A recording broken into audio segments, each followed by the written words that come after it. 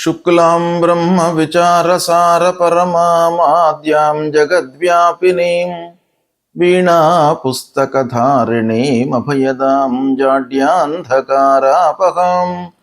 హస్తే స్ఫాటికమాలికాం విదదతీం పద్మాసనే సంస్థితాం వందే తాం పరమేశ్వరీం భగవతీం బుద్ధిప్రదాం శారదాం.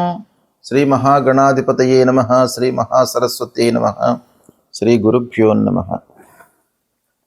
ఈ సంవత్సరము 3 మార్చి 2026 రోజున చంద్రగ్రహణం సంభవిస్తుంది.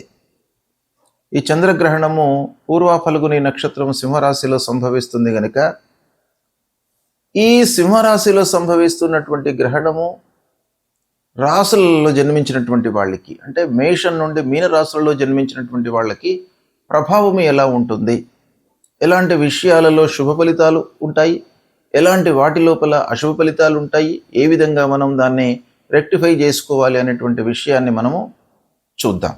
మేషరాశి వారికి ఎలా ఉంటుంది అంటే, మేషరాశి జాతకులకు, మేషరాశిలో జన్మించినటువంటి వారికి గ్రహణం యొక్క ప్రభావం ఎలా ఉంటుంది అనే విషయాన్ని మనము స్థూలంగా చూసినట్టయితే, మేషరాశి జాతకులకు సింహము పంచమ స్థానం అవుతుంది. అంటే పంచమ స్థానంలో గ్రహణం సంభవిస్తుంది. అయితే ఈ గ్రహణ ప్రభావము మధ్యస్థంగా ఉంటుంది గోచార ఫలంగా మనం చూసినట్టయితే. అయితే కొంత విశ్లేషించి మనము ఆలోచించి చూసినట్టయితే, మేషరాశి జాతకులకు పంచమ స్థానంలో సంభవించడం మూలకంగా, పంచమము విద్యాస్థానము, దాని తర్వాత పిల్లలకు సంబంధించినటువంటి స్థానం, ఈ స్థానం లోపల గ్రహణం సంభవిస్తుంది. అయితే దీని యొక్క పర్యవసానము, ప్రభావము ఎలా ఉంటుంది అని మనము చూస్తే, మానసికంగా కొంత ఇబ్బందులను క్రియేట్ చేస్తుంది. అంటే ఎక్కువ ఆలోచనలను మనకు క్రియేట్ చేస్తుంది ఈ గ్రహణం మూలకంగా. అంటే ఈ స్పాన్ లోపల గ్రహణం సంభవించిన తరువాత దాదాపు 1 నెల రోజుల వరకు దీని యొక్క ప్రభావం ఉంటుంది. కాబట్టి ఎక్కువ ఆలోచనలు వచ్చేటువంటి అవకాశాలు ఉంటాయి. ఆలోచనలను మనము సరి అయినటువంటి సమయంలో ఇంప్లిమెంట్ చేయకపోవడం మూలకంగా గందరగోళ పరిస్థితులు, నిర్ణయాలలో ఆలస్యము ఇలాంటివి సంభవిస్తాయి. ఇకపోతే ఉద్యోగం చేస్తున్నటువంటి వాళ్ళు కొంత జాగ్రత్తలు తీసుకోవాలి. ఏంటంటే మాట మనకు జాగ్రత్తగా మాట్లాడుతూ ఉండాలి. అందరితో కూడాను, తోటి ఉద్యోగులతో కానివ్వండి, అధికారులతో కానివ్వండి, క్లయింట్స్తో కానివ్వండి, వీళ్ళందరితో కూడాను కొంత జాగ్రత్తగా మనము మాటను మాట్లాడుతూ ఉండాలి. అంటే మాట పైన ప్రభావం చూపించే అవకాశాలు ఉన్నాయి. ఇక కుటుంబం పైన కూడా కొంత దీని యొక్క ప్రభావం ఉంటుంది. అంటే కుటుంబం లోపల అందరితో కూడాను, భార్య, పిల్లలు, సభ్యులందరితో కూడాను కొంత జాగ్రత్తగా ఉండాలి. చిన్నపాటి అభిప్రాయ భేదాలు వచ్చే అవకాశాలు ఉన్నాయి. కాబట్టి దీన్ని కొంత మనం రెక్టిఫై చేసుకున్నట్టయితే, ఈ పంచమ స్థానంలో సంభవిస్తున్నటువంటి గ్రహణము మేషరాశి వారికి మధ్యమైనటువంటి ఫలితాలను ఇస్తుంది. మిగతా గ్రహస్థితి అనుకూలంగా ఉంది. పంచమ స్థానం గనక మధ్యస్థమైనటువంటి ఫలితాలు ఉంటాయి గనక దీనికి మీరు గాయత్రి మంత్రోపాసన చేసుకోండి. ఇక వీలైనట్టయితే గ్రహణానంతరము ఒకరిద్దరికి అన్నదానం చేయండి. తద్వారా మీకు చాలా మంచి ఫలితాలు కలుగుతాయి ఈ గ్రహణం మూలకంగా. చంద్రగ్రహణము ఈ సంవత్సరము 3 మార్చి 2026 రోజున ఏర్పడుతుంది. చంద్రగ్రహణము ఎలా ఏర్పడుతుంది అనే విషయాన్ని మనం చూసినట్టయితే,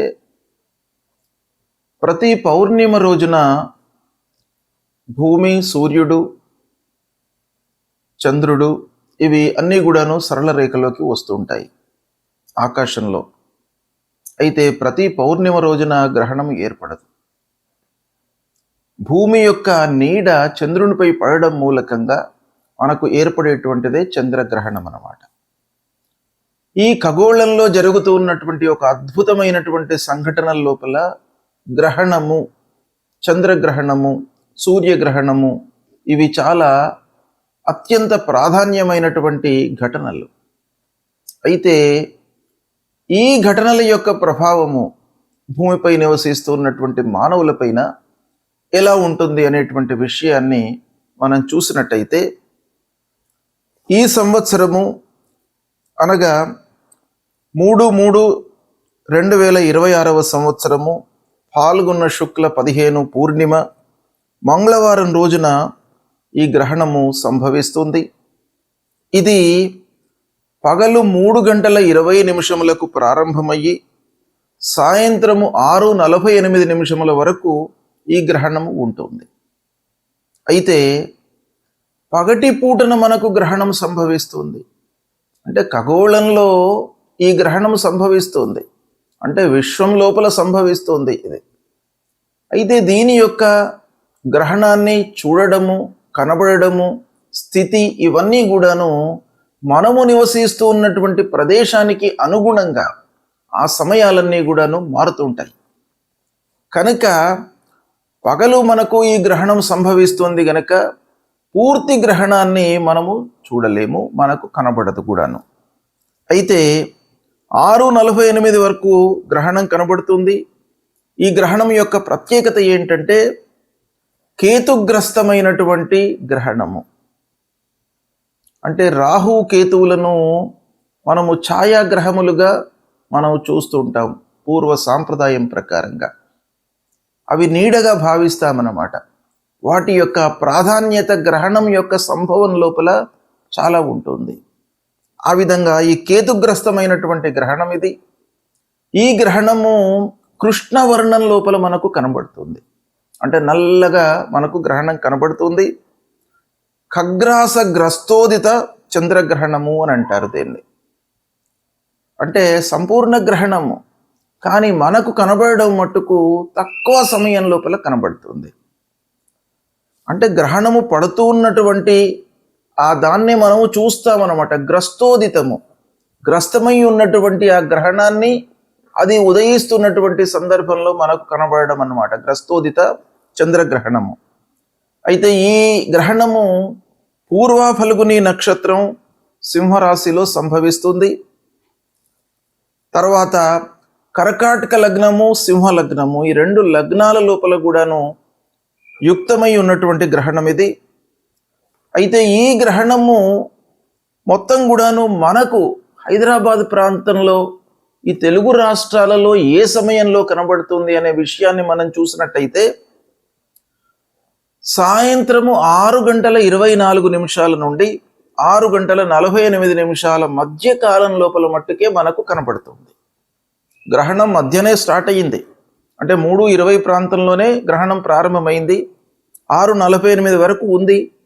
కానీ సూర్యుడు ఉన్నప్పుడు మనకు ఆ గ్రహణము, చంద్రుడికి సంబంధించినటువంటి చంద్రగ్రహణం కనబడదు గనక అస్తమయం తర్వాత మనకు చంద్రగ్రహణం కనబడుతుంది. అంటే 6:24 నుండి 6:48 గ్రహణము మనకు కనబడుతుంది. అయితే ఈ విధంగా చూసినట్టయితే మొత్తం గ్రహణము 3:20 నుండి 6:48, అంటే సంపూర్ణ చంద్రగ్రహణం ఇది. 3:30 వరకు గ్రహణం కనబడుతుంది. మనకు ఈ ప్రాంతంలో కనబడదు, కానీ ఖగోళంలో 3:30 ఈ గ్రహణం మొత్తం సంభవిస్తుంది. మనకు కనబడేది మట్టుకు 24 నిమిషాలు మాత్రమే హైదరాబాదులో. అయితే ఈ గ్రహణం యొక్క ప్రభావము ఎలా ఉంటుంది, ఎవరు ఎలాంటి విషయాలపై నియమాలను పాటించాలి అనేటువంటిది మనకు శాస్త్రం చెప్తోంది. మన హిందూ ధర్మంలో గ్రహణానికి అత్యంత ప్రాధాన్యత ఉంది. అంటే గ్రహణ నియమాలను పాటించాలి, గ్రహణ సమయంలో పునశ్చరణ చేసుకోవాలి.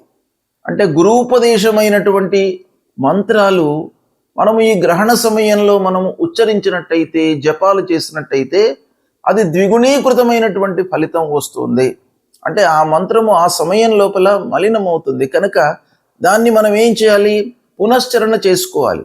అంటే ఆ సమయం లోపల మళ్ళీ దాన్ని ఒక మహిమాన్వితమైనటువంటి ఆ మంత్రంగా మనము మళ్ళీ యథావిధిగా ఉంచుకోవడానికై ఆ గ్రహణంలో తప్పకుండా మనం చేసుకోవాలి. అనేటువంటిది శాస్త్రం చెప్తోంది. అయితే ఈ గ్రహణ సమయంలో నిత్యాబ్దికములు, ప్రత్యాబ్దికములు, భోజనాది కార్యక్రమాలు ఎలా చేసుకోవాలి అనేటువంటి విషయాన్ని మనం చూసినట్టయితే, ఈ గ్రహణము గ్రస్తోదయ చంద్రగ్రహణం. ఈ గ్రస్తోదయ చంద్రగ్రహణం లోపల యామ చతుష్టయం వేద అని మనకు శాస్త్రం చెప్తోంది. అంటే 4 యామాలు ఈ గ్రహణానికి వేదకాలం అన్నమాట. అంటే గ్రహణం కంటే ముందే ఈ వేద ప్రారంభం అవుతుంది. వేద ప్రారంభము అనంటే ఏంటి? వేద అనగానే ఒక వాతావరణం లోపల మనకు మార్పులు కనబడతాయి. కనుక ఆ వాతావరణంలో వస్తున్నటువంటి మార్పులకు అనుగుణంగా మన నిత్య నైమిత్తిక కార్యక్రమాలన్నీ కూడాను ముడిపడి ఉంటాయి. కాబట్టి వాటిని వేదకాలంలో మనము ఆచరించకూడదు అనేటువంటిది శాస్త్రం చెప్తోంది. కనుక ఈ విధంగా చూసినట్టయితే ఉదయం 6:24 వేదకాలం ప్రారంభమవుతుంది. కనుక ఈ వేదకాలం ప్రారంభం కాగానే మిగతా కార్యక్రమాలన్నీ కూడాను మనము ఆపు చేసుకోవాలి. అంటే ఆ సమయం కంటే ముందే మనం అన్నీ కూడాను పూర్తి చేసుకోవాలి. ఇక గ్రహణానంతరము ఆరోగ్యవంతులు, నిత్య భోజనాలు, పౌర్ణిమకు సంబంధించినటువంటి ప్రాత్యాప్తికాలన్నీ కూడాను చేసుకోవాలి. ఇక వ్యాధితో ఇబ్బంది పడుతున్నటువంటి వాళ్ళు, వృద్ధులు, బాలలు, వీళ్ళందరూ కూడాను మధ్యాహ్నం వరకు కూడాను భోజనాది కార్యక్రమాలు చేసుకోవచ్చును అనేటువంటిది శాస్త్రం చెప్తుంది. కనుక ఈ విధంగా ఈ గ్రహణం సంభవిస్తుంది. ఈ గ్రహణాన్ని దృష్టిలో పెట్టుకుని సాయంత్రం 6:24 నుండి 6:48 వరకే మనకు కనబడుతుంది. ఈ గ్రహణము దాదాపు అన్ని ప్రాంతముల లోపల కూడాను మనకు భారతదేశంలో కనబడుతుంది. ఆ స్థితిని బట్టి కొన్ని నిమిషాల లోపల తేడా వచ్చేటువంటి అవకాశాలు ఉంటాయి. కాబట్టి మనకు హైదరాబాదు, తర్వాత తెలుగు రాష్ట్రాలు, ఈ 2 ఆంధ్ర, తెలంగాణ, ఈ 2 రాష్ట్రాలకు సంబంధించింది చూసినట్టయితే 6:24 నుండి 6:48 వరకు ఈ గ్రహణం కనబడుతుంది. ఈ గ్రహణము పూర్వ ఫల్గుని నక్షత్రం సింహరాశిలో సంభవిస్తుంది. కనుక సింహరాశిలో జన్మించినటువంటి వాళ్ళు, పూర్వ ఫల్గుని నక్షత్రంలో జన్మించినటువంటి వారు, మరియు గ్రహణ గోచారము అధమంగా ఉన్నటువంటి రాశులలో జన్మించినటువంటి వాళ్ళు తప్పకుండా ఈ గ్రహణానికి సంబంధించినటువంటి శాంతి, దానము ఇవి చేసుకోవాలి. అయితే ఎవరికి అధమ స్థాయిలో ఉంది ఈ గ్రహణము అని మనం చూసినట్టయితే, సింహరాశిలో సంభవిస్తుంది ఈ గ్రహణము.